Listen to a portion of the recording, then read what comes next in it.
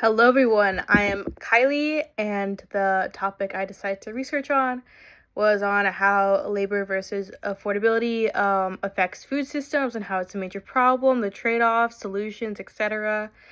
And hopefully this recording goes better because I did 5 minutes on Canvas and it was deleted, but that's okay. So the article I chose was reporting on how U.S. fruit and vegetable industries try to cope with the rising labor costs, and it's from USDA. And what the article mainly talks about is how fruit and vegetable industries are having a harder time dealing with labor costs and worker shortages, and a lot of produce still has to be picked by hand. So farms and companies really depend on workers, specifically human workers. But now wages are going up due to overtime laws that are changing in some states, and farms and companies are struggling to find enough workers to work and pick and package, etc.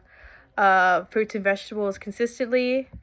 And one thing that I was surprised about when I was researching and found this article was about how much labor actually affects the cost of producing fruit and vegetables, and how much it is a huge chunk of expenses. And the article explains that labor is one of the biggest expenses for farms.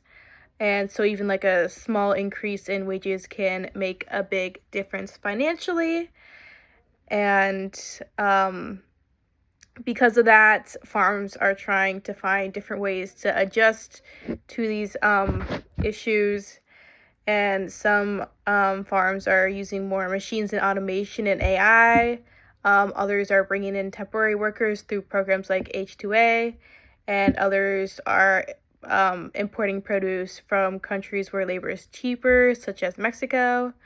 The main trade-off here is between fair treatment of workers and keeping food affordable while also being production efficient. On one side, I think farm workers absolutely deserve fair pay and better working conditions and amazing working conditions. Their jobs are physically exhausting, some in the heat, with long hours, with minimal breaks. And without these workers, fruits and vegetables wouldn't even make it to our stores, let alone our plates for dinner. But at the same time, I do understand farmers and companies' side of it. If labor costs keep going up and rising, some farmers and farms may not be able to stay competitive, especially if they're against imports from countries with lower wages and cheaper production of food and these vegetables and fruits. And when farmers spend more money producing food, consumers usually end up paying more as well with prices.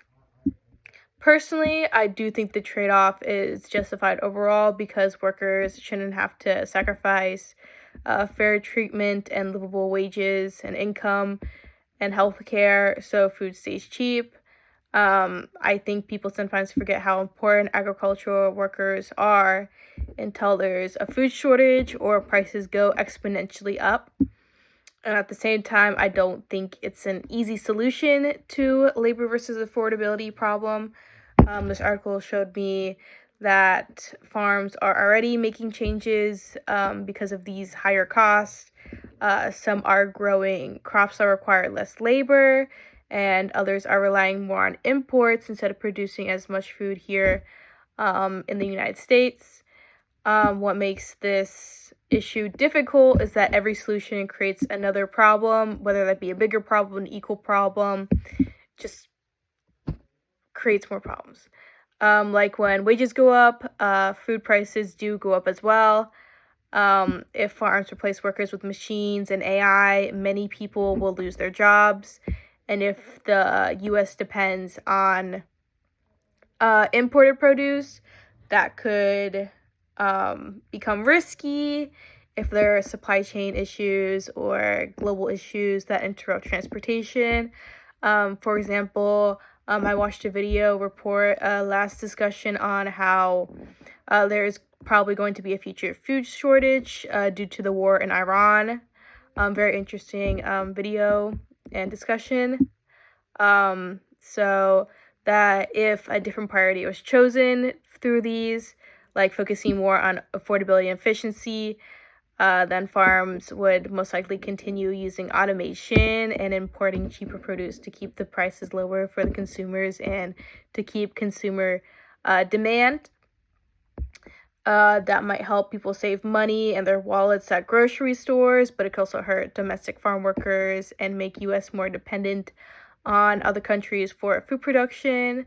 And I also think that another possible solution could be more government subsidies for our farms in the U.S. and maybe through and these subsidies and technology programs could help farms afford to pay their workers fairly without struggling as much as possible financially. But then that creates another debate about government spending and policy decisions. And overall, I liked the article because it showed that food system problems are way more complicated as they may seem when you just see it on paper, etc. There's not really a perfect answer for any of these decisions that affect workers, businesses, food prices, and consumers in different ways. And honestly, after reading it, it made me think more about how much work and decision making goes into something as simple as buying fruits and vegetables at the grocery store.